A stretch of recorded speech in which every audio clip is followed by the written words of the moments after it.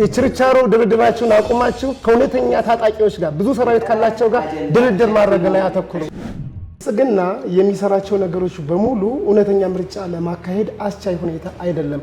ሆነ ብሎ እውነተኛ ምርጫ እንዳይካሄድ ሽብር እንዲፈጠር በሀገሪቷ መረጋጋት እንዳይኖር ምክንያቱም መረጋጋት ካለ ትክክለኛ ምርጫ ከተካሄደ ብልጽግና እንደማያሸንፍ ስለሚያውቅ ያንን ስለሚሰራ ነው እንጂ ያ እንዲቀር ነው የምናደርገው እንጂ የሽግግር መንግስት ብሎ ማለትም ያን ያክል ኃጢአት አይደለም፣ ህገ ወጥም አይደለም።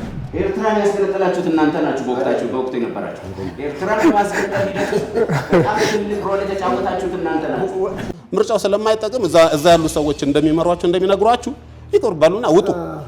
ከገዢው ፓርቲ ጋር መዳበሉን አቁሙ። ከዛ በኋላ ምንድነው እሱ አለን የምትለውን ደግሞ የኢትዮጵያ ህዝብንም ማታለል ተገቢ አይደለም። አሁን ኢትዮጵያ እየተከበበች ነው ያለችው በግብጽ በኤርትራ።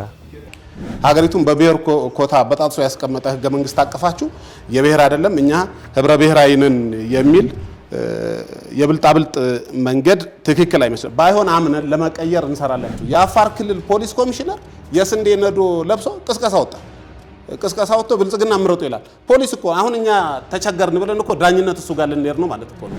ይሄን ሄድና ምርጫ ቦርድ ሞግትኛን አይደለም ለህዝቡ በአደባባይ የነገረን አሁን ገብተን ብናይ የሚያሳየው የምርጫ ቦርድ እሱን የማቅረብ ኃላፊነት የለብንም። ፌዴራል ፖሊስና የደህንነት ተቋማትን በእርስ በርስ ጦርነት እንዲሰማሩ እያደረጋችሁ የእርስ በርስ ጦርነቱ ሰላማዊ መፍትሄ ከመፈለግ ይልቅ ወታደራዊ ዘመቻን እንደ ብቸኛ መፍትሄ እየተጠቀማችሁ ፖለቲከኞችን፣ ጋዜጠኞችን እና አንቂዎችን ያለ ፍትህ ከ3 ዓመት በላይ በየእስር ቤቱ አጉራችሁ ገዢው ፓርቲ ብሔራዊ ጥቅምና ሉዓላዊነትን ያስከብራል ብሎ እንዴት ህዝቡ ሊያምናችሁ ይችላል?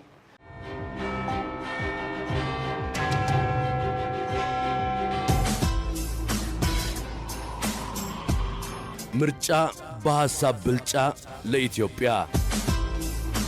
ውድ ቤተሰቦቻችን ካርድ መውሰድ መምረጥ የዜግነት መብትና ግዴታ ነው። የዲሞክራሲ ስርዓት ማስቀጠያ መንገድ ነውና ካርዳችሁን ውሰዱ፣ መብታችሁን ተጠቀሙ። የቀጣይ 5 ዓመታት የኢትዮጵያን እጣ ፈንታ በማን ላይ ይወድቃል የሚለውን መወሰን ትችላላችሁ። ምርጫ በሐሳብ ብልጫ ስንልም የጠራ ሐሳብ ያለውንና በቀጣይ 5 ዓመታት በፖሊሲውና በአማራጭ ሐሳቡ ቢመራኝ ሀገሪቷን ወደ ተሻለ ደረጃ ያደርሳል የምትሉትን ኃይል እንድትመርጡ እድሉን ለማመቻቸት ነው። የሚዲያ ሚናም ደግሞ ሱራፌል ይሄ ነው። በተለይም ደግሞ በሀገራችን ወሳኝና አስፈላጊ በሆኑ ጉዳዮች ላይ ክርክር ለማድረግም የወሰን ነው። ለዚህ ነው ኢትዮጵያ የታፈረችና የተከበረች እንድትሆን መላው ህዝቧም ደግሞ በሀገር ላይ ሰላም ሆኖ ደህንነቱ ተጠብቆ እንዲኖር ብሔራዊ ጥቅሙን ማስከበር ሉዓላዊነቱን ማጽናት የግዴታም ነው። የፓርቲዎች ሚናም ደግሞ ሰላማዊ ፉክክርን እንደማድረጋቸው መጠን እነዚህን ሐሳቦች አልቀው በምን መልኩ ነው የሚሄዱት፣ አማራጭ ሐሳባቸውስ ምን ይመስላል የሚለውን በዚህ መልኩ ተረድታችሁታል። በሁለተኛው ምዕራፍ ደግሞ በቀረቡት አማራጭ ፖሊሲዎች ላይ ክርክር የሚደረግበት ነው። በዚህኛው ምዕራፍ ማቋረጥ፣ ጣልቃ መግባት እያንዳንዱ ፓርቲ 10 ደቂቃ ተሰጥቷል። በዚህ መሰረት ብልጽግና ፓርቲ፣ የኢትዮጵያ ዲሞክራቲክ ፓርቲ፣ ትብብር ለኢትዮጵያ አንድነት፣ የኢትዮጵያ ዜጎች ለማህበራዊ ፍትህ ፓርቲ፣ ባልደራስ ለእውነተኛ ዲሞክራሲ ፓርቲ እያንዳንዳችሁ 10 ደቂቃ ይኖራችኋል። በዚህ 10 ደቂቃ ላይ ገብቶ አንዱ ጣልቃ ገብቶ ጥያቄ ክርክር ማድረግ ይችላል በራሱ ደቂቃ ላይ። ሁሉም ግን 10 ደቂቃ አለ። በዛ 10 ደቂቃ ውስጥ ጥያቄ ማንሳት ክርክር ማድረግ መብታችሁ ነው። ስለዚህ ያልተገደበ ነፃ ሐሳባችሁን መሰንዘር ትችላላችሁ። ወደ ቀዳሚው ስንሄድ ዶክተር ቢቂላ ሁሪሳ ከብልጽግና ፓርቲ። በጣም አመሰግናለሁ ለተሰጠኝ እድል። በአጠቃላይ የኢትዮጵያን የብሔራዊ ጥቅም እና ሉዓላዊነት ስንበይን እንደ ኢትዮጵያውያን አንድ የሚያደርገን የፖለቲካ አስተሳሰቦች፣ ማንነቶች ልዩነት የማይፈጥሩበት እና ኢትዮጵያውያንን ሁሉ አንድ የሚያደርግ አጀንዳ የብሔራዊ ጥቅምና የሉዓላዊነት አጀንዳ ይመስለኛል። ከዚህ አንጻር ኢትዮጵያውያን በተለይ እዚህ ያላቸው የፖለቲካ ፓርቲዎች በየትኛውም አይነት መንገድ የብሔራዊ ጥቅምንና የሉዓላዊነትን ጉዳይ ለሌላ አካል አሳልፎ በሚሰጥና ተጋላጭነትን ከፍ በሚያደርግ መንገድ ይህን አጀንዳ የማራመድ ጉዳይ ተገቢ አይደለም የሚል እምነት አለ። አንዳንዶቻችሁ ጋር ይህን ባህሪ ስለማይ ነው። በሀገር ውስጥ ያለን የፖለቲካ ልዩነት፣ በሀገር ውስጥ የምናራምደው የፖሊሲ ልዩነት ብሔራዊ ጥቅምንና ሉዓላዊነትን አሳልፎ በሚሰጥ መንገድ በፍጹም መሆን የለበትም። ከዚህ አንጻር ስናይ የሀገርን ገጽታ የሚያበላሹ ሀገራችንን ውስጣዊ አንድነቷን የሚፈታተኑ ለሌሎች ሀገሮች ቀዳዳ ከፍቶ በር ከፍቶ በሚሰጥ መንገድ የማራመድ ነገር ይታያል ማለት ነው። ኢትዮጵያውያን በመላው ዓለም በየትኛውም ቦታ ብንኖር እዚህ ፓርቲ መስርተን ብንንቀሳቀስ፣ ሲቪል ሶሳይቲ መስርተን ብንንቀሳቀስ፣ ተፎካካሪ ብንሆን እነዚህ አጀንዳዎች አንድ ሊያደርጉን ይገባል የሚል እምነት አለ። ከዚህ አንጻር ተጋላጭነታችንን ከፍ በሚያደርግ መንገድ በተለያዩ የውጭ ተቋማት አካባቢ የሚንቀሳቀሱ የኢትዮጵያን መረጃ አሳልፈው የሚሰጡ ኢትዮጵያን ተጋላጭ በሚያደርግ መንገድ የሚንቀሳቀሱ የፖለቲካ አጀንዳን ብሔራዊ ጥቅምንና ሉዓላዊነትን አሳልፎ በሚሰጥ መንገድ የሚንቀሳቀሱ ፓርቲዎች አሉ። ትብብር እዚህ ላይ ሀሳባቸውን የምትገልጹ በጣም ደስ ይለኛል ማለት ነው። ግልጽ ዶክተር ቢቂላ ግልጽ አይደለም ጥያቄው። ከዚህ ጋር ትብብር ለኢትዮጵያን ምን ያገናኘዋል? ከውጭ ኃይሎች ከታሪካዊ ጠላቶች ጋር በሚደረግ የባንዳና የባዳ ቅንጅት በታቀደ ኢትዮጵያ ከምርጫው በፊት ወደ ሽግግር መንግስት ነው መሻገር ያለባት እንጂ ምርጫው አያዋጣም ከሚሉ ኃይሎች ጋር በሚደረግ ሰልፍ በቀጥታ እየገባችሁ ይሄ ሰልፍ የታቀደው ፋይናንስ የተደረገው የተቀናጀው ሰውም የተመለመለው የሰለጠነው እና ወደዚህ አጀንዳ የገባው በውጭ ኃይሎች ፋይናንስ እና እቅድ መሆኑን እያወቃችሁ እዚህ ኃይል ላይ እየገባችሁ አስተያየት የምትሰጡ የኢትዮጵያውያን ምርጫ በጉጉት የሚጠበቅ ምርጫ ከመካሄዱ በፊት የሽግግር መንግስት ነው መቅደም ያለበት ከሚሉ ኃይሎች ጋር እየገባችሁ ትሳተፉ የለ፣ ሀሳብ ትሰጡ የለ፣ ምርጫ ሳይሆን የሽግግር መንግስት ነው የሚያስፈልገው ትሉ የለ። ይሄ አጀንዳ የኢትዮጵያ አጀንዳ ነው፣ የግብፅ አጀንዳ ነው። የሽግግር መንግስት አስፈላጊ ነው ብሎ ማመን፣ ሀሳብን በነፃነት መግለጽ ህገ መንግስታዊ መብታችን ነው። ይህንን ምንም የምንሸማቀቅበት ነገር አይደለም። ነገር ግን በአሁኑ ሰዓት ምርጫ አስፈላጊ ነው በማመናችን ነው በምርጫ እየተሳተፍን ያለ ነው። ከምንም ትላላችሁ፣ ከዛ በፊት ሽግግር መንግስት የሚቀደም ትላላችሁ። ሁለት ነገር ተሳፍራችሁ ነው የምትንቀሳቀሱ። ብልጽግና የሚሰራቸው ነገሮች በሙሉ እውነተኛ ምርጫ ለማካሄድ አስቻይ ሁኔታ አይደለም። ሆነ ብሎ እውነተኛ ምርጫ እንዳይካሄድ፣ ሽብር እንዲፈጠር፣ በሀገሪቷ መረጋጋት እንዳይኖር።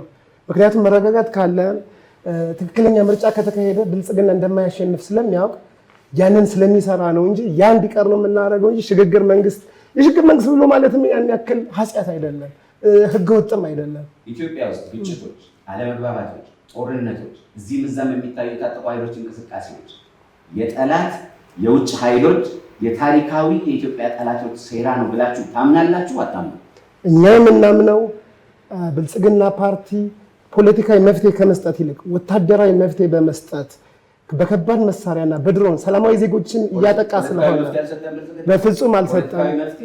በሚገባ ሰጥቷል።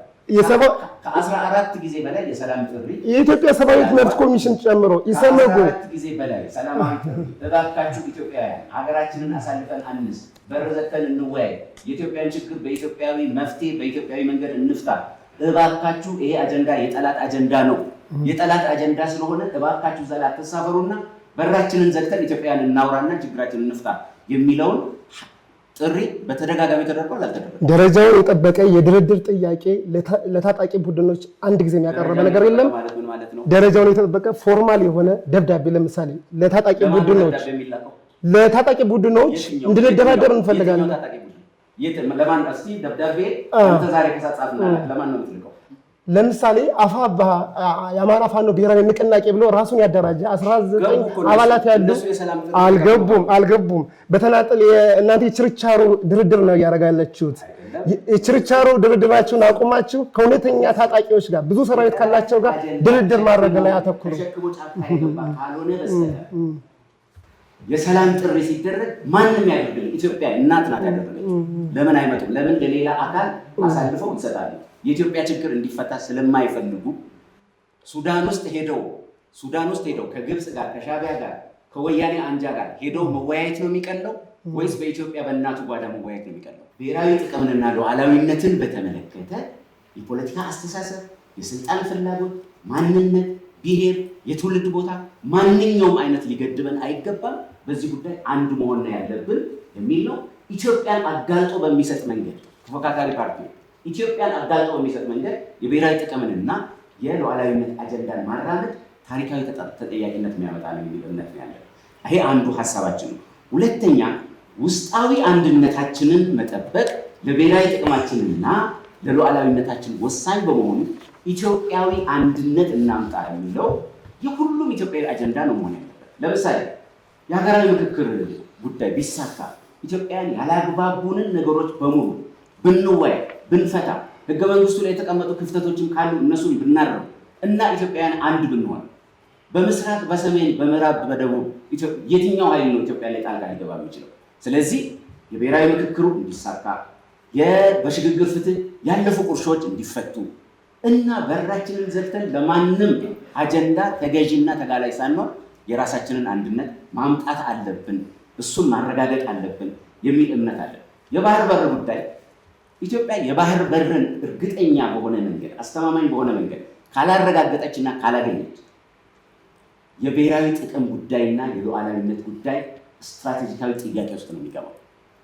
ሙሉ በሙሉ ብሔራዊ ጥቅማችንን ማስከበር አንችልም፣ ሉዓላዊነታችንን ማስከበር አንችልም። የባህር በር ጉዳይ የብሔራዊ ጥቅም አጀንዳ ነው፣ የሉዓላዊነት አጀንዳ ነው።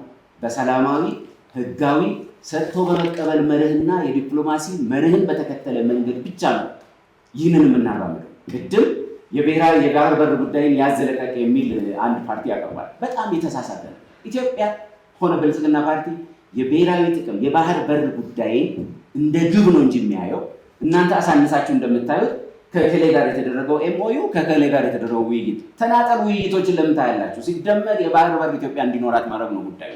ስለዚህ ብዙ አማራጮችን፣ ብዙ ስትራቴጂዎችን፣ ብዙ መንገዶችን አይተን ደምረን ቀንሰንና አስልተን ለኢትዮጵያ የባህር በር እናመጣለን። የብሔራዊ ጥቅማችንን በሚያስከብር መንገድና ዘላቂነት ባለው ሰላምን በምስራቅ አፍሪካ በሚያረጋግጥ መንገድ የባህር በርን እናመጣለን እንጂ አሳንሳችሁ የመረዳት ችግርም ይመስለኛል አሳንሳችሁ ከነከሌ ጋር የተደረገው ኤምኦዩ ትላላችሁ ማለት ነው። በድምር ውጤት ነው የሚያየው ጉዳዩ። ሙከራው፣ ስርዓቱ፣ ስራው የሚሰራው 10 ቦታ 15 ቦታ ሊሆን ይችላል። እያሰላን ነው የምንሄደው። የሰላምን፣ የኢኮኖሚ፣ የዲፕሎማሲ፣ የባህር በር ጉዳይ አስልተን ለኢትዮጵያ የባህር በር ማምጣት ነው አላማችን። ስለዚህ እንደዛ ማሳነስ አይገባም የሚለውን ለማንሳት ፈልጌ ነው። ሌላው ብሔርን መሰረት ያደረገ የምትል ኢዜማ የሚያነሳት አንድ ነገር አለ። ባይዘው የኢትዮጵያ ፌዴራሊዝም ህብረ ብሔራዊ ፌዴራሊዝም እንጂ የብሔር ፌዴራሊዝም አይደለም። ህገ መንግስቱ እኮ እንደሱ ይላል። የብሔር አይደለም፣ የብሔር ፌዴራሊዝም ይላል። ፍጹም አይደለም። ፕሪያምብሉን አብረን አንብበው፣ እዚሁ አንብበው አብረን። በፍጹም እንደዚህ አይነት መካካድማ ትክክል አለ። ብሔረሰቦችና ህዝቦች ይላል እንጂ እኛ የምንከተለው የብሔር ፌዴራሊዝም አይልም። ፋክት ቼከሮች ካላችሁ ፋክቱን ቼክ አድርጉ። አይልም እንደዛ። እኛ ኢትዮጵያውያን ብዝሃነትን ካላቀፍን፣ ቋንቋን፣ ባህልን፣ ማንነትን አቅፈን ደግሞ ለኢትዮጵያ አንድነት በጋራ ካልሰራን በምንም አይነት መንገድ የዛሬ 50 ዓመት ህዝብን ያጫረሰ ኤርትራን ያስገነጠለ ሌሎች ኃይሎች በሙሉ የመገንጠል ጥያቄ እንዲያነሱ ያደረገ በጣም አደገኛ አንቀጾችንም ጭምር የወለደውን የህዝብ ትግል በመደፍጠጥ የብሔር ነው ማለት አይገባም። እነዚህ ኃይሎች ውስጣቸው ሲፋቅ፣ እነዚህ ብሔር ፌዴራሊዝም ምናምን የሚሉ ውስጣቸው ሲፋቅ ቅልጥ ያሉ አክራሪ ብሔርተኞች ናቸው። ኢትዮጵያዊ ኤርትራን ያስገነጠላችሁት እናንተ ናችሁ። በወቅቱ የነበራችሁ ኤርትራን ማስገንጠል ሂደት በጣም ትልቅ ሮል የተጫወታችሁት እናንተ ናችሁ። እናንተ ትከተሉ የነበረው መንገድ ወያኔ ነው ያስገነጠለው። ከእናንተ ጋር ነው ትከተሉ የነበረው በፍጹም እናንተ ናችሁ።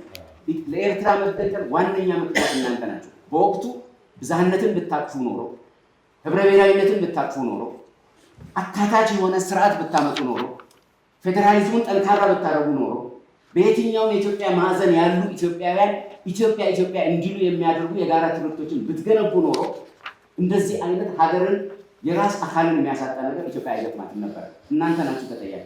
ታሪክ ይጠይቃችኋል። ስለዚህ ብዝሃነትን አለማቀፍ ብዝሃነትን አለማቀፍ ነው የተቀበላችሁ እናንተ ናችሁ። እኛ አልተቀበልንም። ብዝሃነትን አለማቀፍ፣ አካታች አለመሆን፣ ሌሎችን ቋንቋ፣ ባህል፣ ማንነት አለማካተት ጽንፈኛ አደገኛ ብሔርተኝነትን ወልዶ ዛሬ ዋጋ እንከፍልበታለን ማለት ነው። አሁንም ይሄ አጀንዳ አልተዘጋም። እንዲህ አይነት ፓርቲዎች እየመጡ ስለሆነ እንዲህ አይነት ፓርቲዎች ሌላ ዋጋ ሌላ ዳፋ ለኢትዮጵያ ይዘው ይመጣሉ። ለኢትዮጵያ አንድነት የምንሰራ ከሆነ ህብረ ብሔራዊነት፣ የቋንቋ እኩልነት፣ የባህል እኩልነት፣ የማንነት እኩልነት ለሁላችን የምትሆን ኢትዮጵያ ሁላችንም አስተሳስራ ተጠቃሚ የምታደርግ ኢትዮጵያ ከመጣች ብቻ ነው ጠንካራ ኢትዮጵያ የምትፈጠረው የሚል እምነት አለን። አመሰግናለሁ። እሺ፣ እናመሰግናለን። አመሰግናለሁ። እንግዲህ በዋናነት እንደዚህ መገናኘቱና ለውይይት መቀራረቡ በጣም ጥሩ ነው። ድርጅታችን የመጨረሻው አብሪቬሽን ህብረት ነው የሚለውና እንተባበር ነው። ተባብረን ያለችን አንድ ሀገር ስለሆነች ይቺ አንድ ሀገር አብረን እንስራላት ነው። ስለዚህ እሱ እየተገበም ነው ይመስለኛል። አሁን መገናኘታችን መነጋገራችን መለመድ አለበት የሚል ነው። አንድ ሁለት ጥያቄ ለብልጽግና አለኝ። በመሰረቱ የአንድ መንግስት ጠንካራነት ሉዓላዊነትን ሲከበር ነው። የሀገሪቷ ሉዓላዊነት ከጫፍ እስከ ጫፍ እየተከበረ ሲሄድ ነው። ግን ለምሳሌ በትግራይ ወደ 54 ቀበሌዎች በኤርትራ ቁጥጥር ናቸው ያሉ። እነዚህ ልዩ ቦታዎቻቸው ለመጥቀስ ካስፈለገ በኢሮብ፣ በሰዓ፣ በምዕራብ ትግራይ ማለት ነው ሸራሮ ወይም ደግሞ ባድመ አካባቢዎች ናቸው።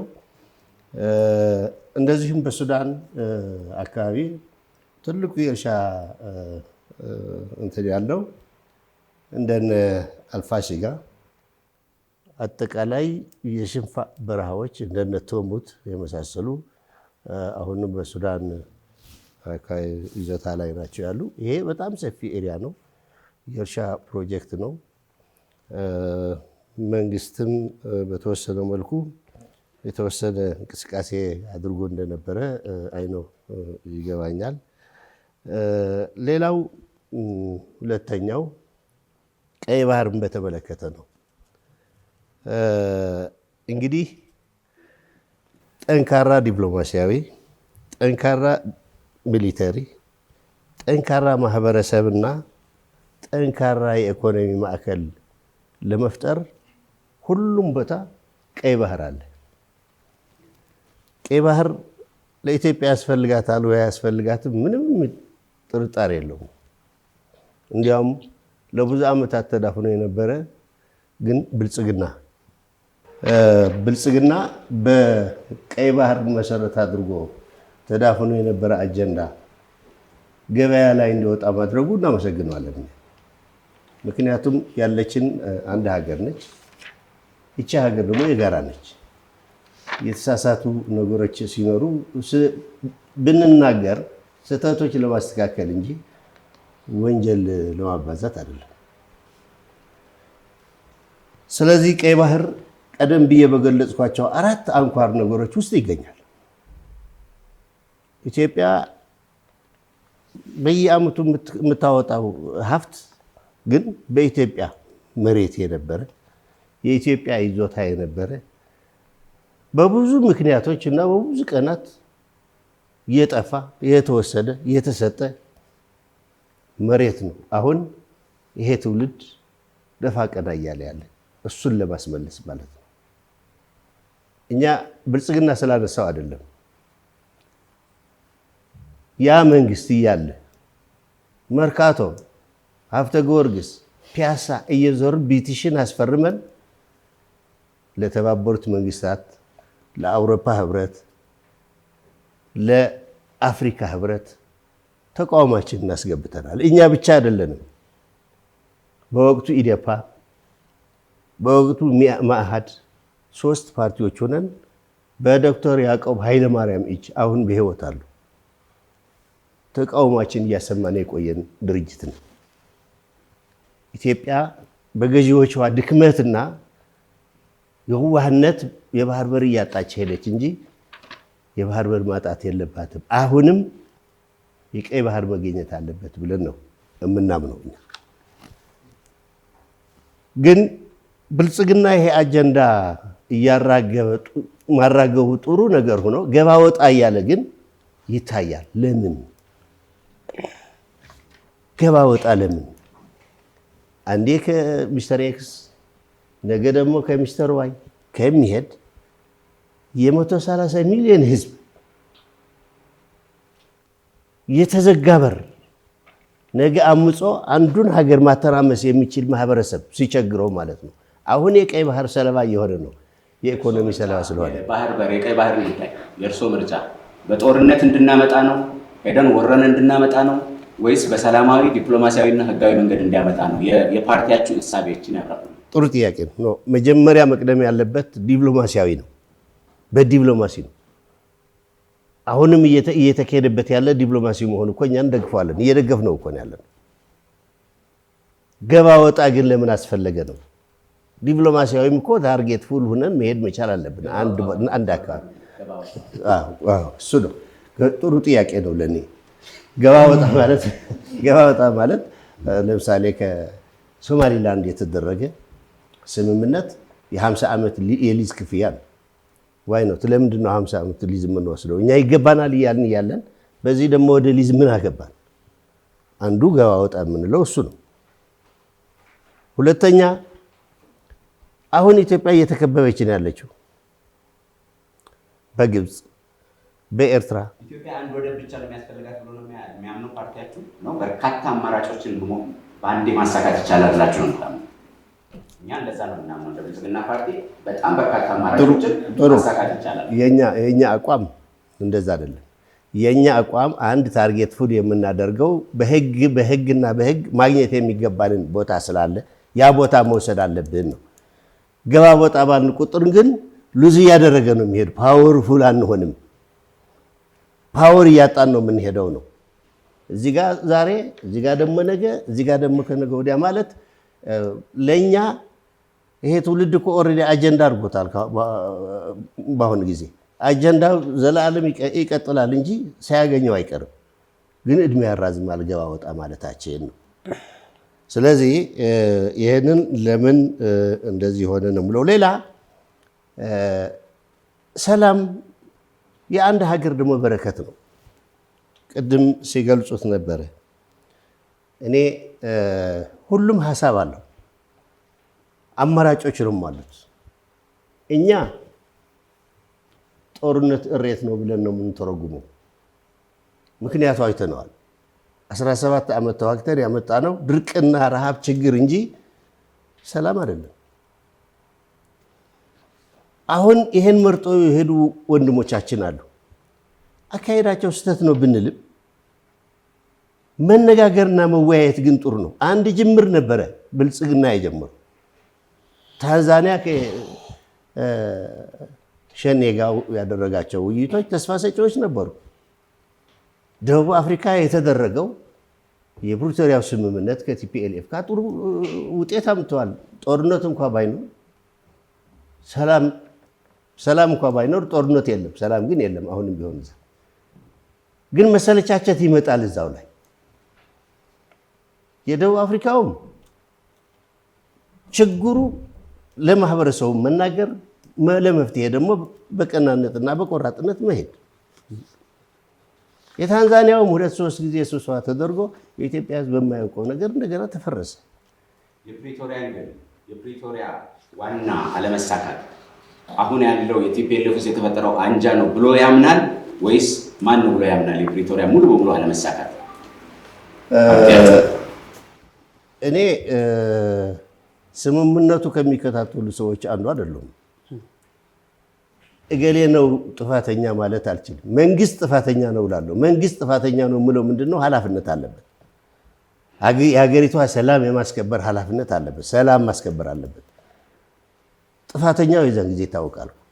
አሁንም እኮ በተባራሪ የምንሰማው ነገር ነው እንጂ ኦፊሻል እኮ እገሌ እንደዚህ እያደረገ ነው፣ እገሌ እንደዚህ እያደረገ ነው በየፊናው የሚወራ ወሬ ነው። እኛ ግን ኢሚዲየትሊ የጉዳይ እንኳ ተሳታፊዎች ልንሆን አልቻለም። እንደ ፓርቲዎች የጋራ ምክር ቤት አለን፣ ተሰባስበናል፣ በግልም አለን። እስኪ ይሄ እንደዚህ ነው፣ ምን ውሳኔ እንስጥበት፣ እንነጋገርበት፣ ይሄ ችግር አለ ብሎ መንግስት አወያይቶናል? አላወያየንም። ስለዚህ መንግስት የያዘውን ጫፍ ብቻ ይዘን አንሄድም። የትግራይ ህዝብ ችግር ብሶት እያየው ነው። እዛ ጋር እየተጫወቱት ያሉ ቆማርኛ እናውቀዋለን። ችግሮች አሉ። ለዚህ ክፍተት ደግሞ መንግስት እየሰጠው ነው። የቲፒኤልኤፍን ችግር እንዲቀርፍና ተፈናቃዮችን ወደ ቦታ እንዲመልስ ትጥቅ እንዲያስፈታና ታጣቂዎችን ወደ ካምፕ እንዲያስገባ ፓርቲያችሁ ጥረት ያደረገው ጥረት አለ? ማን ጋበዘን? መንግስትም አልጋበዘን። እኛማ አቋማችንማ ተፈናቃዮች መመለስ አለባቸው። እስኪመለሱ ደግሞ እርዳታ ማግኘት አለባቸው፣ ሕክምና ማግኘት አለባቸው፣ ምግብ ማግኘት አለባቸው። ይሄ በየጊዜው የምንሰጠው አቋም ነው፣ መግለጫችን ነው።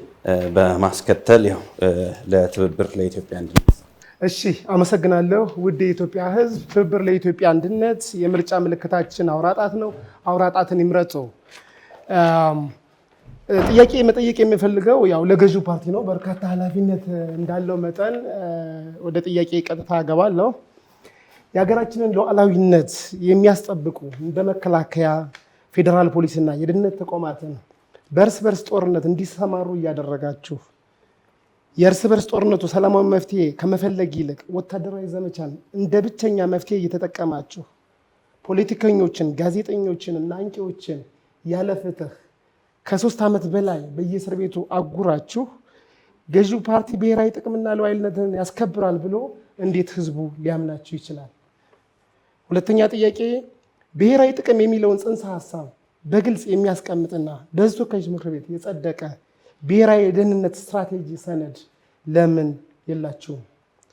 ሶስተኛ፣ የሀገሪቷ ስትራቴጂካዊ ተቋማት ያለ በቂ ዝግጅት ለምሳሌ ቴሌንና ባንክን ለውጭ ባለሀብቶች መክፈታችሁ የሀገሪቱን የረዥም ጊዜ የኢኮኖሚ ውሳኔ ሰጭነት በውጭ ኃይሎች እጅ እንዳይወድቅ አያደርግም ወይ?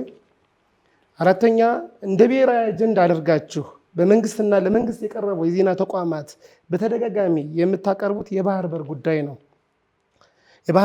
ነገር ግን አንድም የተጨበጠ የባህር በር የማግኘት ሂደት ውስጥ አልገባችሁም።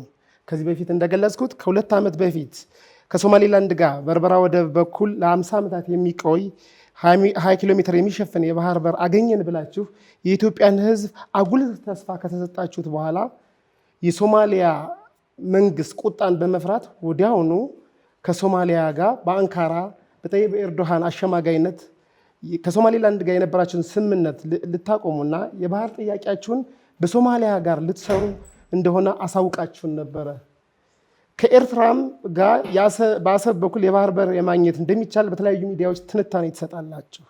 ነገር ግን ለኢትዮጵያ ሕዝብ በአንድ ያረጋ የባህር በር የማግኘት እንቅስቃሴ እያሳያችሁ እንዴት ብልጽግና የባህር በር ያስገኝልናል ብሎ የኢትዮጵያ ሕዝብ ተስፋ ያደርግ? አምስተኛ ጥያቄ፣ የዳር ድንበር መደፈር ቀደም ብሎ እንደተገለጸው በኤርትራ በትግራይ አካባቢ እና በአፋር በኩል በኤርትራ እንደተደፈረ ይታወቃል። በደቡብ ሱዳን ደግሞ በደቡብ ኢትዮጵያ ክልል በጋምቤላ በተደጋጋሚ እንደሚደፈር ይታወቃል። ጎንደር አካባቢ ደግሞ በሱዳን ይደፈራል። እና የኢትዮጵያን ሉዓላዊነት መቼ ነው በአስተማማኝ ሁኔታ የምታስጠብቁት? ስድስተኛ፣ ከተባበሩት አረብ ኤምሬት ጋር የምታደርጉት ትብብር በተለይም ከመከላከያ፣ ደህንነት፣ ኢንቨስትመንት ጋር ያላቸውን ስምምነት ለኢትዮጵያ ሕዝብ በግልጽ እንዲያውቁ የማታደርጉት ለምንድን ነው? ሰባተኛ፣ የኢኮኖሚ ሉዓላዊነትን ከአይኤምኤፍ እንደወረደ ትዕዛዝ በመቀበል የኑሮ ውድነትን እንዲያሻቅብ ማድረጉን የምትቀጥሉት እስከ መቼ ነው? ቀጥሎ የምጠይቀው ለኢዜማ ይሆናል። ኢዜማን መጠየቅ የሚፈልገው እንደሚታወቀው የተፎካካሪ ፓርቲዎች ሚና መሆን ያለበት የገዢውን ፓርቲን ድክመት ነቅሶ በማውጣት የፖሊሲ አማራጭ ማቅረብ መሆን ሲገባው ገዢው ፓርቲ የእርስ በርስ ጦርነት ሲጀምር አብሮ እያፋፋመ ይገኛል ብለን እናምናለን። የተለያዩ ሰብአዊ መብት ጥሰቶች ማለትም ያለ ፍትህ ለረጅም ዓመት ፖለቲከኞችን፣ አንቂዎችን፣ ጋዜጠኞችን ማሰሩን እንዲሁም ሰላማዊ ዜጎችን በተለያዩ ከባድ መሳሪያ መጨፍጨፉን ስትኮንኑ አትታዩም። ይልቁንስ ከገዢው ፓርቲ ጋር ተዳብላችሁ ይህ እርስ በርስ ጦርነት እንዳያባራ እያደረጋችሁ ነው። ይሄን የምትቀጥሉት እስከ መቼ ነው? አመሰግናለሁ። በጣም አመሰግናለሁ። የመከላከያ የጸጥታ ኃይሎቻችን በአጠቃላይ በሰላም ማስከበር ሂደት ውስጥ ገብተው ለሉዓላዊነት የቆሙ ተቋማት ናቸው። እኛ የምናየው የትኛውም ሀገር ላይ የሚቃጣ የውስጥም ሆነ የውጭ የታጠቀ ኃይል እንቅስቃሴ የሉዓላዊነትና የብሔራዊ ጥቅም አደጋ ነው ብለን ስለምናይ በምስራቁ ኢትዮጵያ ክፍል፣ በምዕራቡ፣ በሰሜኑ፣ በየትኛውም አካባቢ በትጥቅ የሚደረግ እንቅስቃሴ የመለመለው፣ ያሰለጠነው፣ ያሰማራው፣ በገንዘብ የሚደግፈው ታሪካዊ ጠላታችን የሆነ ሀገር ግብጽ ነው ብለን በግልጽ እናገራለሁ። የዚህ በአማራ ክልል፣ በኦሮሚያ ክልል፣ በቤኒሻንጉል በየትኛውም አካባቢ እየተካሄደ ያለ የትጥቅ እንቅስቃሴ የኢትዮጵያውያን አጀንዳ አይደለም፣ የታሪካዊ ጠላቶቻችን አጀንዳ ስለሆነ የታሪካዊ ጠላቶቻችንን አጀንዳ እንደመጣው አመጣጥ እንደመጣበት መንገድ ነው የምንመልሰው።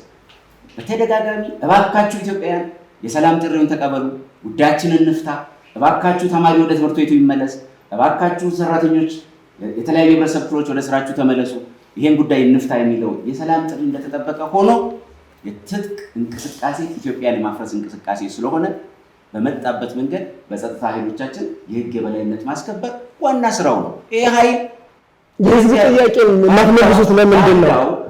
መጀመሪያ የባዕዳን አጀንዳ ተሸክሞ ነው የመጣው። የውጭ ኃይሎችን ከመኮነን ለምን የህዝብ ጥያቄ መጀመሪያ አትመልሱም? ከቦታ ቦታ ተንቀሳቅሶ የመስራት መብት የህዝብ ጥያቄ ተዘጋጅቶ አጀንዳ ቀርቦ በብሔራዊ ምክክር ኮሚሽን ይኸው ፊት ለፊታችን ላይ ውይይት ያደርጋል። የመብራት፣ የቴሌ፣ የባንክ፣ የሌሎችን ተቋማት ኢትዮጵያ በጣም ግዙፍ እየሆነ ያለ ሀገር ነው። በጣም ግዙፍ እየሆነ ያለ ሀገር ያለ ሀገር ኢኮኖሚውን ኦፕን አፕ ማድረግ አለበት። ኢኮኖሚውን ኦፕን አፕ ማድረግ ኢትዮጵያን ይጠቅማታል እንጂ አይጎዳትም። ኢትዮጵያውያን የእነዚህ ተቋማት ለዓለም ለሌሎች ገበያዎች ክፍት መደረግ ለኢትዮጵያ ብሔራዊ ጥቅም ለኢትዮጵያ ሉዓላዊነት የኢኮኖሚ ሉዓላዊነት የሚጠቅም እንጂ በምንም አይነት መንገድ የሚጎዳ አይደለም። ኢትዮጵያውያን ገና አላደግንም፣ አልለማንም። ወደ ዓለም ገበያ መግባት አለብን። ዓለምን ወደኛ መምጣት አለበት። በጋራ ስራና በጋራ ተጠቃሚነት ነው ኢትዮጵያን ግዙፍ ሀገር የምናደርገው። በር ዘግተን የኢትዮጵያን በር እንዲህ አጥረን የኢትዮጵያን ኢኮኖሚ ግዙፍ ማድረግ አንችልም። ከሳራ በታች ግዙፍ የሆነ ኢኮኖሚ ነው እየተፈጠረ ያለው። በዛው ልክ ማርኬቱ እየተከፈተ እኛም ከዓለም ገበያ እየተጠቀምን ዓለምም ከኛ እየተጠቀመ በጋራ የማደግ ፖሊሲ የምንከተል መሆኑን እናሳያለን። የባህር በርን ጉዳይ በተመለከተ በተለይ የባህር በር ጉዳይ በጦርነት መንገድ በግጭት መንገድ ዘላቂ ሰላም በማያመጣ መንገድ መፍታት የምትፈልጉ ይመስለኛል እናንተ። እኛ የምንፈልገው ኢትዮጵያ ዘላቂና አስተማማኝ የባህር በር የምታገኘው በሰላማዊ፣ በዲፕሎማሲያዊ፣ በህጋዊና በሰጥቶ መቀበል መርህ የምስራቅ አፍሪካን ቀጠና በሚያስተሳስርና የጋራ እድገትን የጋራ ብልጽግናና ኢኮኖሚያዊ ትስስርን በሚያመጣ መንገድ ረጋ ብለን አይተን አስልተን ለኢትዮጵያ የባህር በር ለማምጣት እንሰራለን። እናንተ የጦርነት የግጭት መንገድ የምትመርጡ ከሆነ በዛ መሄድ ትችላላችሁ። የብልጽግና ምርጫ ግን የመከላከያ አመራሮች ወደቡን በኃይል ስለማግኘት በተለያየ በይፋ ሲያወሩ ነበረ። ስለዚህ ምን ይላሉ? ማስረጃ አለን፣ ማስረጃ ማቅረብ እንችላለን። አውጥቶ የኢትዮጵያን የባህር በር በኃይል እናስከብራለን ያለበት አንድም ጊዜ የለም። ይሄን ላረጋግጥ እንወዳለሁ። የመከላከያ ሰራዊት መግለጫ የኢትዮጵያ መግለጫ ነው። በዛ ደረጃ መግለጫ የተሰጠበት በፍጹም የለም። የሶማሌላንድ ጉዳይ በተደጋጋሚ ታነሳላችሁ። የተንጠለጠች አንድ ኬዝ ናት። እባካችሁ አንድ ኬዝ አትዩ። እኛ በምስራቅ አፍሪካ ውስጥ አንከር ትልቅ 130 ሚሊዮን ህዝብ ያለን ሀገር ነው። 130 ሚሊዮን ህዝብ ያለው ሀገር ከጎረቤት ሀገራት ጋር በሚያስተሳስርና በተለያዩ አካባቢዎች የምናደርገው ይሄ የባህር በር ጉዳይ የድንበር ጉዳይ በተደጋጋሚ የሚነሳው ባይዘበ ኤርትራን ጎትቶ ኢትዮጵያ ውስጥ ያመጣው ማን ነው? ኤርትራን ጎትቶ ኢትዮጵያ ውስጥ ያመጣው ጽንፈኛው ቲፒኤልኤፍ ነው። ግጭት ጥቅምት 24 ሰሜን ዕዝን በመታበት ጊዜ በተመሳሳይ ሰዓት ኤርትራ ላይ ግጭት በመተንኮሱ ይሄ አደገኛ ኃይል የኢትዮጵያን ድንበር ጥሶ ወጣል። አሁንም የኢትዮጵያ አቋም የኢትዮጵያ ዳር ድንበር መከበር አለበት። አንዲት ኢንች የኢትዮጵያ ድንበር ለጠላት ኃይል ወይም ለውጭ ኃይል መጋለጥ የለባትም የሚል አቋም ነው። ያን እንዴት ነው የምናሳካው? አሁንም የኢትዮጵያን ድንበር ማስከበር የሉዓላዊነት ጉዳይ ነው፣ አቋማችን ነው። በተደጋጋሚ ለኤርትራም አሳውቀናል፣ ለተለያዩ አካላትም አሳውቀናል፣ ዓለም አቀፉ ማህበረሰብም እንዲያውቅ አድርገናል። ስለዚህ ማሳወቅ ብቻ ነው የሚጠበቅባችሁ። አሁን እናንተ የምትሉት ይሄ ነው። ሀገር ነን እኛ እንደናንተ ገና መንግስት ለመሆን ጥረት እያደረግን ያለን አይደለም። ሀገር ነን። ሀገር እንደመሆናችን መጠን የኢትዮጵያ ዳር ድንበር ለምሳሌ የሱዳንን አነሳችሁ። የሱዳን ድንበር በሱዳን በኩል የኢትዮጵያ ድንበር እንደተነካ ኢትዮጵያ ታውቃለች፣ እናውቃለን። ይሄ ሉዓላዊነት ይሳካል፣ እንመልሰዋለን። የትግራይ በኤርትራ በኩል ያለውን ይሄው ነው። መቼ ነው እንዴት ነው ተብሎ ከአይኤምኤፍ ጋር ያለውን ጊዜ እየሄደ ስለሆነ አልቋል። መቼ ነው በየት በኩል ለየትኛው ቅድሚያ ሰጠን የሀገር ውስጥ አንድነታችንንና የውጭ ጠላቶችን ጉዳይ ሚዛን ባስጠበቀ መንገድ እንዴት የድንበር ሉዓላዊነትን ሁለንተናዊ የውስጥ ተጋላጭነት ጋር አስተሳሰብ እንመልሳለን ነው እንጂ እናንተ ጥቃቅን አንዳንድ ከተባበሩት አረብ ኤሚሬትስ ጋር ያላችሁ ግንኙነት በተመለከተ ዶክተር አንድ ጥያቄ አለ። በዚህ ላይ ጊዜው ሄደ። አንድ ሀገር ሉዓላዊነቷ ሲደፈር አይቻልም መሰለኝ። ስለዚህ ወደ ኢትዮጵያ ዜጎች ለማህበራዊ ፍትህ ፓርቲ ይላል። እሺ ትብብር ጠይቆ መልስ ለመስጠት እድል ሳላገኝ ዋና ጉዳይ ላይ አተኩራለሁ። አክቹአሊ ብልጽግና እንደምንረዳው አንደኛ ነገሮችን ጠቅልሎ ከመካድ እና እንደው ዝም ብሎ አይናችሁን ጨፉና ላሞኛችሁ አይነት አካሄድ አንደበት እንጂ ጆሮ አለመስጠት አያለሁኝ። እኔ እንድትመልሱልኝ የምፈልገው ጥያቄ የለኝም፣ አላቀርብም ለናንተ። ባጭሩ ግን እንደው ካነሳችሁት ጥሩ ነው። ካነሳችሁት ጉዳይ አንደኛ የኢትዮጵያ ሕዝብ በአደባባይ የሚያውቀውን እዚህ ያላችሁ በዚህ ጉዳይ ላይ ኢንተረስት ያላችሁ ሰዎች የምታውቁት ሀገሪቱ የምትከተለው የብሔር ፌዴራሊዝም አይደለም የሚል ነጭ ክህደት ምን ማለት እንደሆነ ሊገባን አይችልም። የህገ መንግስቱን ፕሪያምብል ብዙ ሰው እንደሚያውቀው እኛ ብሔር ብሔረሰቦች ብሎ ውህዳን ኢትዮጵያውያንን ክዶ ዜጎችን ክዶ የሚነሳን ህገ መንግስት የብሔር አይደለም ማለት ፍርዱ ለኢትዮጵያ ሕዝብ መተው ብቻ በቂ ይመስለኛል። ግን ለማሳያ እንደው ከዘነጋችሁት አንድ ሁለት ሶስት ክልሎችን አንስቼ ልነግራችሁ እችላለሁ። ለምሳሌ ቤኒሻንጉል ክልል ህገ መንግስት ቃል በቃል የአገሪቱ የቤኒሻንጉል ክልል ላይ ባለመብት የሚላቸው 5 ብሔሮችን ጠቅሶ ዘርዝሮ ስማቸውን በርታ፣ ኮሞ፣ ቤኒሻንጉል እያለ ዘርዝሯቸው 5ቱ ናቸው ሌሎቹ አያገባችሁም የሚል ህገ መንግስት እኮ አለው። የሐረሪን ህገ መንግስት ልጠቅስልዎት እችላለሁ ዶክተር ቢቂላ አንቀጽ 51 እና 52 ቢያዩት ሁለት ምክር ቤቶች አላቸው። የሐረሪን ክልል ለመምራት ሐረሪ መሆን አለበት፣ ሐረሪ ካልተወለደ አይመራም የሚል እኮ በፊት ለፊት አስቀምጧል። የጋምቤላን ህገ መንግስት ልጥቀስልዎት አኝዋክና ኑዌር መሆኑን ይጠይቃል። ህገ መንግስታቸውን ነው የምነግሮት።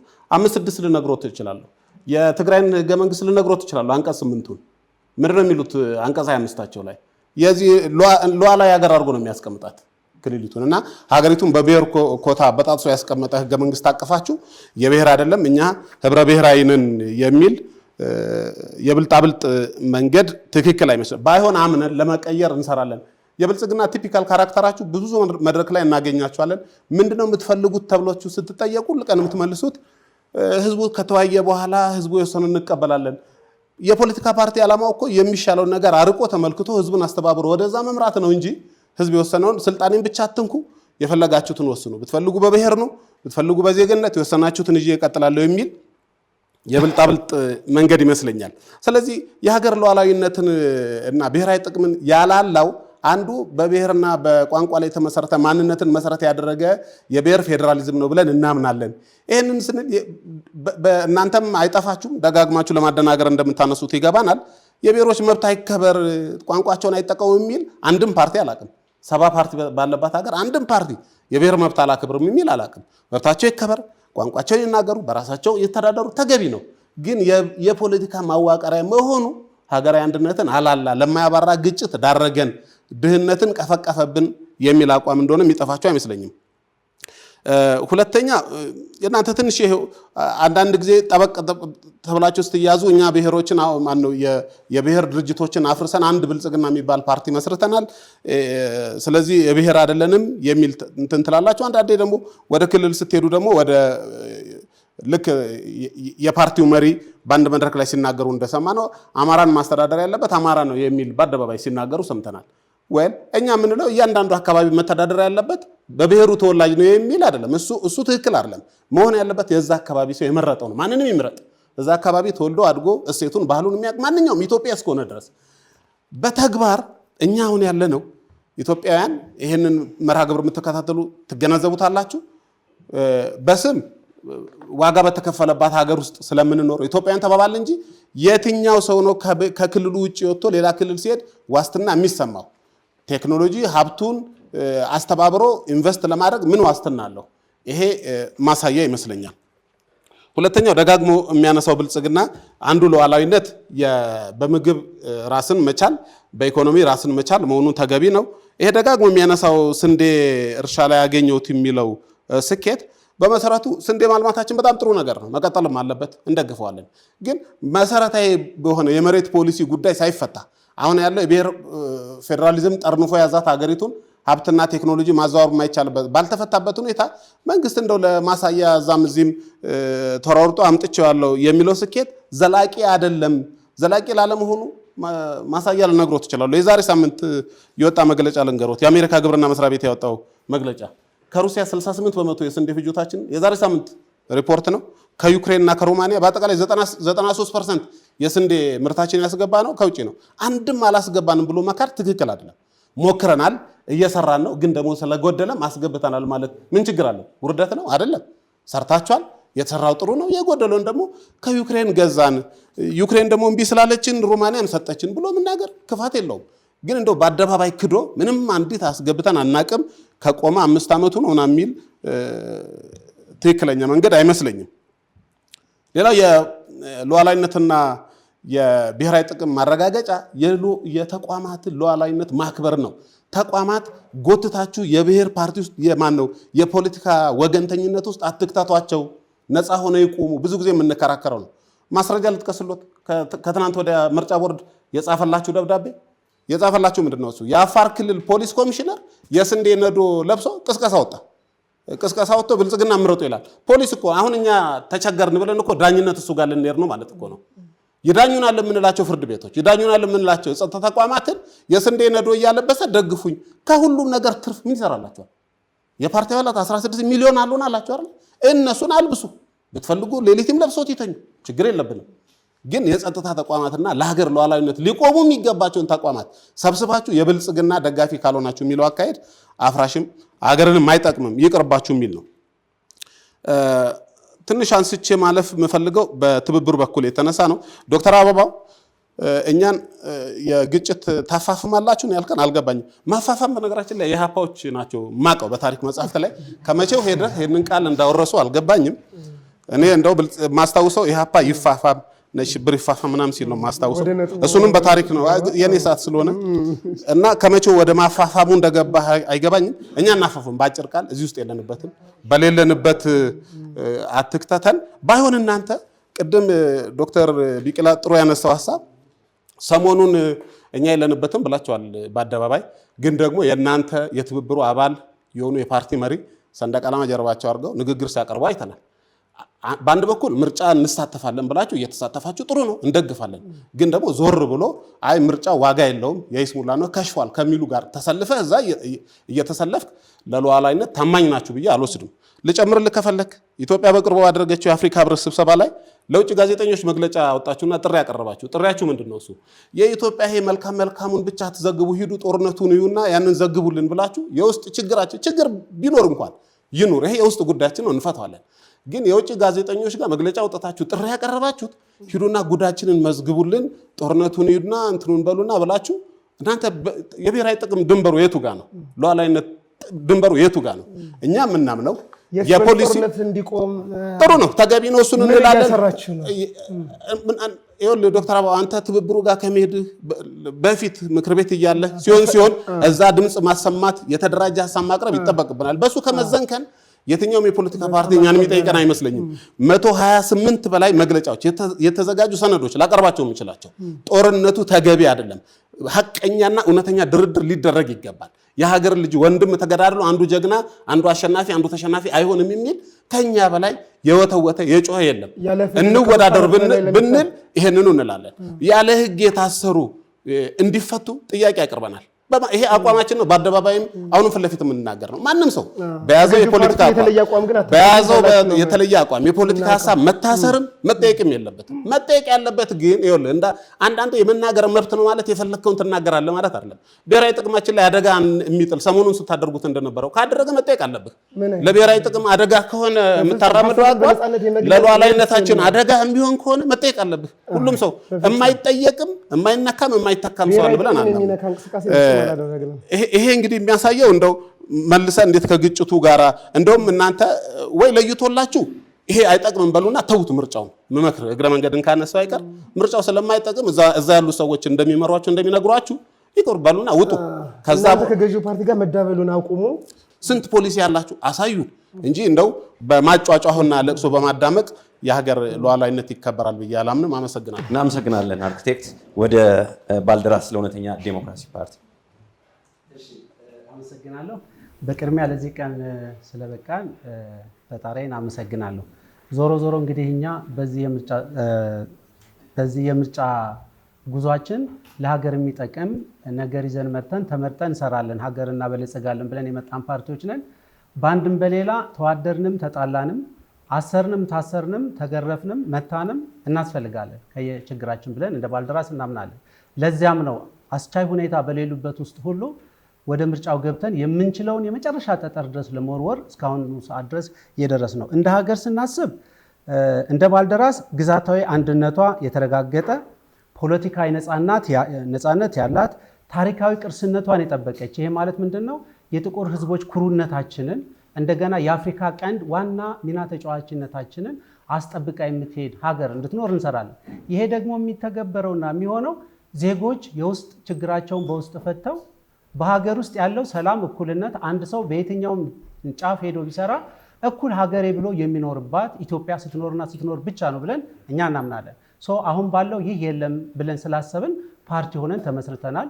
እንደምታውቁት ባልደራስ ከ2016 በፊት ከተማ አቀፍ ነበረ። ትግሉን ለማቀጣጠል ሀገር አቀፍ አድርገን መተናል። ስናወራም ስንናገርም እኔ ለምሳሌ ምን እናምናለን? እንደኛ ፓርቲ ህዝቡ ቀስቃሽ አይፈልግም። ህዝቡ እያንዳንዳችን ማን እንደሆንን ያውቀናል። አሁን እዚህ ለሚዲያ ፍጆታ ልናወራ እንችላለን እንጂ ሁሉም ህዝብ ገጠር ያለው ከተማ ያለው የተማረው ያልተማረው ምን እንዳለ እኔ ሰዋሽ ትክክል ስናገር ያውቃል። ሁላችንም በህዝብ ሚዛን እንደምንመዘን እናምናለን። ከዚህ አንጻር ነው ባልደራስ የሚናገረው። ከዚህ አንጻር አሁን ባለው ሁኔታ የቀደሙትን ታሪኮቻችንን ስናይ ለምሳሌ ከኃይለ ሥላሴ ዘመነ መንግስት እንኳ ጀምረን በንጉሱ ብንል ኢትዮጵያ በዩኤን አይደለም በሌሎቹም የነበራት በትልልቅ አገሮች ውስጥ ገብታ የነበራት ግርማ ሞገስ ተገፏል ብለን እናምናለን። እንደ አንድ ሀገር እንደ አንድ ዜጋ አሁን ያለው ማንኛውም ሰው ይምራ ያን ክብር እንዲመልስ የሀገር ተፈሪነትን እንዲያመጣ እንላለን። ዜጎች ያለ ቪዛ የሚሄዱበት ሁኔታ የለም። ዛሬ ከሀገር የሚወጣው ሰርተናል የምንል ከሆነ እንደው ፈጣሪንም ባንፈራ ህዝብን መፍራት አለብን። ስንቱ የተማረ ዶክተሩ ዲግሪ ያለው ምንድነው ወደ ውጭ የሚፈልሰው ወደ ውስጥ የሚመጣለ። ይሄ የስራችን ወይም ደግሞ በመንግስት ላይ ያለው የእኛም የተቃዋሚ ፓርቲዎች የገዢውን ፓርቲ ፌለሪቲ ነው። ተቃዋሚ ፓርቲዎች ፈርተናል፣ እንዳንታሰር እንዳንሞት ስለፈራን ህዝቡ የሚደገፈው አጥቷል። ይህ ህዝብ የሚደገፈው ፓርቲ ቢያገኝ ብልጽግናን አይደለም ኢህአዴግን እኮ ሊያሽቀነጠር ሲል የኦሮሞ ደም የኔ ደም ነው ጎንደር ላይ፣ የአማራው ደም የኔ ደም ነው ኦሮሚያ ክልል ሲመጣ ነው ዶክተር አብይ እንደ እንጉዳይ ወጥተው ትግሉን አስረክበን ይወጣል። ከዚያ በኋላ ከዜሮ ጀመርን ማለት ነው። እውነታው ይሄ ነው። አሁንም ቢሆን ይህን ህዝብ መናቅ የለበትም፣ መከበር አለበት። ህዝቡ ያቀናል፣ እየሆነ ያለውን ያቀናል። እኔ አሁን ዶክተር ቢቂላ አከብሮታለሁ፣ ዩኒቨርሲቲም ስለማውቃቸው እኔ የማከብራቸው ናቸው። ያሉት አለ። ለምሳሌ አንዳንድ ፓርቲዎች የሆነ ትሪያንጉሌት ማድረግ አንዳንድ ይሄ ከኢህአዴግ ጀምሮ የምናውቀው እኮ ገለጻ ነው ያላሳደገን ፖለቲካው እንዳያድግ ያደረገን ይሄ ነው። ተፈቃቅረን ለምን እውነት አናወራ? አንዳንድ እነማን ናቸው እነዚህ አንዳንዶች? ከዛ ፈርዖኖች፣ አሁን እንግዲህ ታጣቂውን የሚልኩት ፈርዖኖች ናቸው። ከዛ ሻዕቢያ፣ እኔ በነበርኩበት ጊዜ ብልጽግና መጥቷል አውቃለሁ። እንዴት እንደመጣ ማፕሮፖዝ እንዳደረገው አውቃለሁ። ኢቭን ሹሙን ማን ፕሮፖዝ እንዳደረገው አውቃለሁ፣ በግልጽ በሚዲያ እስኪነገር ድረስ። ግን ምንድነው የሆነው? ወላሂ ያሉት ከፈርዖኖቹ ጋር ነው። ህዝብ ይሄን ያልኩ ምንድነው ተስማምተው ያመጡት? አሁን እንኳን መስተካከልም መቀየርም አለበት የምንለው ህገ መንግስት ህዝቦች ተነጋግረው በገዛ ፍቃዳቸው ያወጡት ስላልሆነ በነፃና ምንም አይነት ተጽዕኖ ሳይኖር ህገ መንግስት መርቀቅ አለበት። በዚህ ህግ ደግሞ ሁሉም የህግ የበላይነት ተከብሮ ሊኖር ይገባል ነው የኛ እምነት። እሱ አይደለም። ለምሳሌ እኛ የሽግግር ምንድነው የምክክር ኮሚሽኑን አንቀበልም። ምክንያቱም ብልጽግና ያመጣው ስለሆነ ነው። እውነት አያመጣም። ስማችንም ለዚያ ነው ለእውነተኛ ዲሞክራሲ የተባለ። እውነተኛ እስካልሆነ ድረስ ለሀገር ለውጥ እስካላመጣ ድረስ ሸንጎ ዝም ብሎ በቃ መደለል ነው የሚሆነው ማለት ነው። አሁን ያለው ህገ መንግስት ራሱ መንግስት የሚሰራውን ማንኛውንም ነገር ለህዝብ የማሳወቅ መብት አለበት።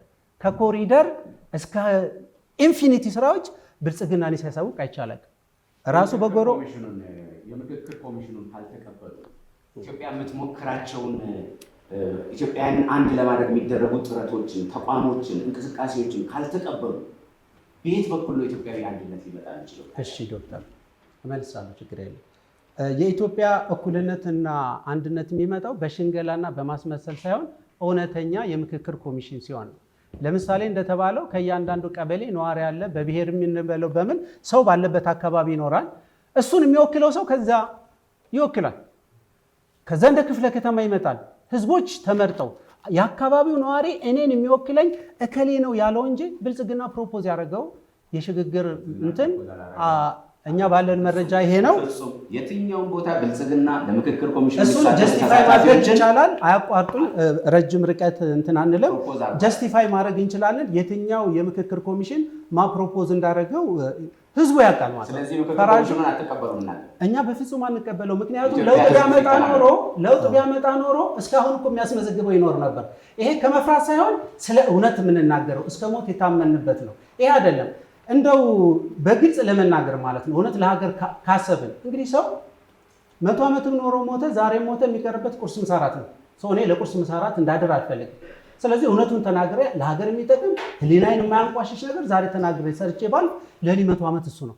ለዚያ ብለን ህሊናችንን መጣል የለብንም። እርስዎም እንደሚያውቁት እኔ ምን አስባለሁ፣ ለምሳሌ ሻዕቢያን ያመጣው እኮ ብልጽግና ነው። ብልጽግና መጣው በሚፈልገው ነገር ተጠቀመበት። ዞሮ ዞሮ ለኛ ችግር አመጣው። አሁን ሸኔም ቢሆን ሌላው የኢትዮጵያ ቀንደኛ ጠላት ነው ብለዋል። በመደመር ፖሊሲ ያመጣው እኮ ብልጽግና ነው። ይሄን ህዝብ እኮ ያውቃል። ሰው ከጥፋታችሁ ተምራችሁ ያም ማስተካከል ስትችሉ አሁንም ሽንግልና ለዚች ሀገር ይጠቅማል ወይ? 100 ዓመት አንኖርም። ህዝብ ያውቃል።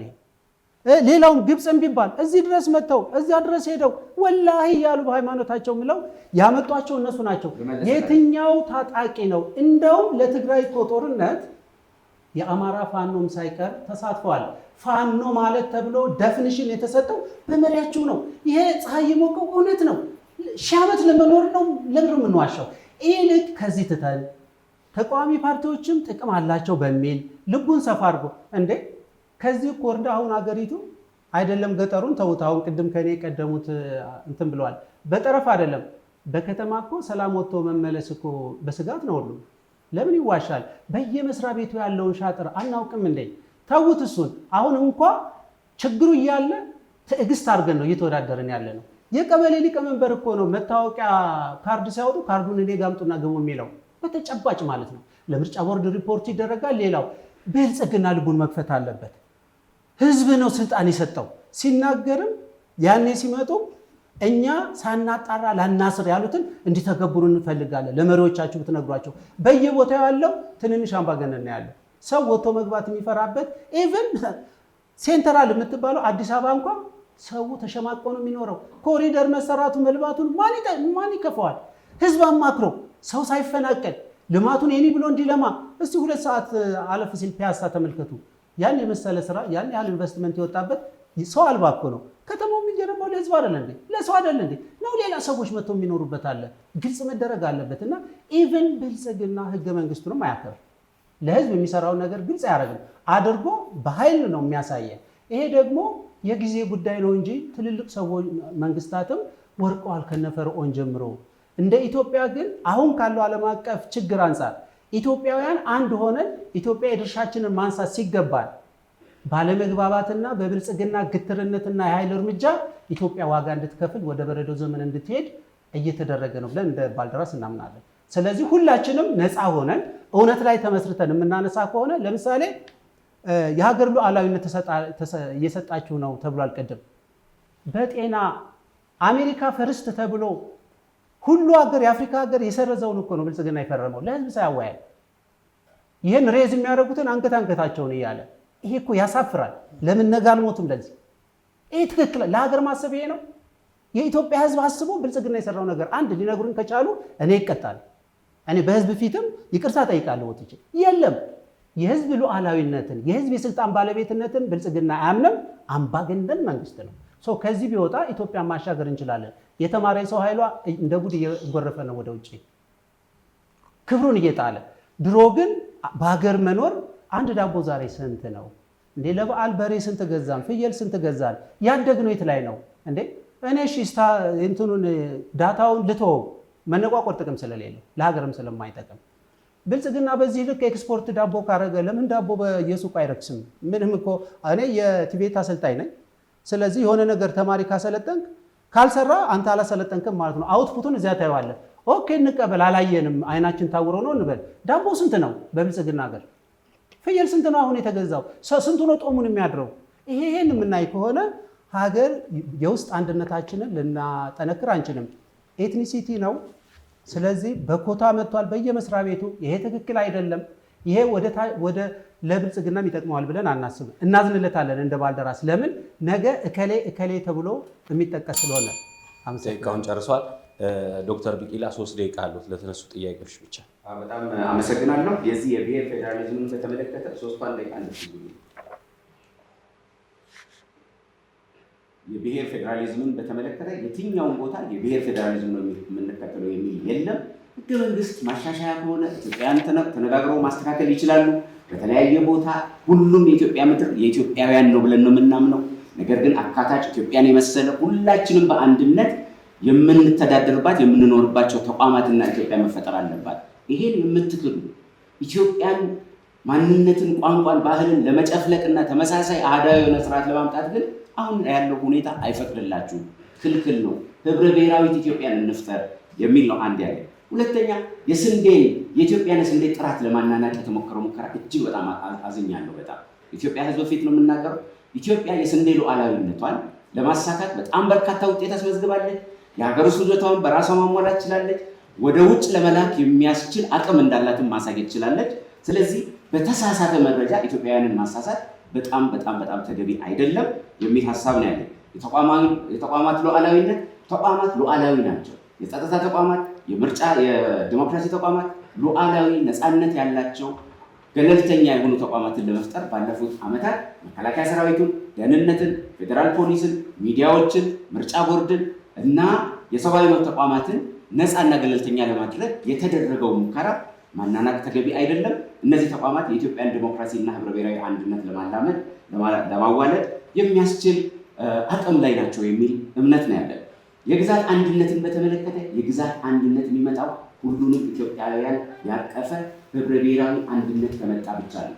ያ የኢትዮጵያ የሉዓላዊነትና የብሔራዊ ጥቅም መለኪያ ነው። ያን በጋራ ነው መስራት ያለብን። የግዛት አንድነትና የብሔራዊ ጥቅምና ሉዓላዊነትን በፓርቲ ከተከፋፈለን፣ በብሔር ከተከፋፈለን፣ በማንነት ከተከፋፈለን፣ በፖለቲካ አቋም ከተከፋፈለን አናመጣው። ስለዚህ የግዛት አንድነቷና ክብሯ የሚጠበቀው ኢትዮጵያውያን አንድ ከሆኑ ብቻ ነው። ለዛ ደግሞ ኢትዮጵያውያን ቁጭ ብለን ለመመካከር የምናደርገውን ጥረት እንደ ባልደራስ አይነቶቹ ተቋማትን እያናናቁ ይሄ አይሰራም እያሉ የሚመጣውን ነገር በሙሉ በዜሮ እያባዙ ኢትዮጵያ ቁጭ ብላ መምከራችን ኢትዮጵያ ቁጭ ብላ ለመምከር የተቋቋሙ ተቋማት ነፃ ገለልተኛ ሆኖ ኃላፊነታቸውን እንዲወጡ ሚናዎቱን መጫወት ነው እንጂ ያለበት የእርሶ ፓርቲ ሚናውን መጫወት ነው እንጂ ያለበት የሚፈጠሩ ተቋማትና ጥረቶችን በሙሉ ማናናቅ የኢትዮጵያን አንድነት አያመጣም የሚል እምነት ነው ያለን። ህገ መንግስት የማሻሻል ኢትዮጵያ ጉዞ ላይ ናት። በሀገራዊ ምክክር በኩል ኢትዮጵያውያን መክረው አንቀጾቹን ለይተው የትኞቹ ይሻሻሉ፣ የትኞቹ ይውጡ፣ የትኞቹ አዲስ ይግቡ የሚለውን ኢትዮጵያ ትመክራለች። አስፈላጊ በሆነበት መንገድ ህገ መንግስታዊ ስርዓትን ተከትሎ ኢትዮጵያ ህገ መንግስቷን ታሻሽላለች የሚል እምነት ነው ያለኝ። ያ ካልሆነ ግን እንዲሁ ዝም ብሎ ህገ መንግስት ጽፌ እሰጣችኋለሁ የሚል አሁን እዚህ የምናያቸው ፓርቲዎች ህገ መንግስት ጽፋችሁ እንደምትሰጡ የኢትዮጵያን ህዝብ ወክላችሁ በሱ ቦታ ሆናችሁ ህገ መንግስት ልጽፉለት የምትሞክሩት ሙከራ በጣም ታሪካዊ ስህተት ነው የሚል እምነት ነው ያለኝ።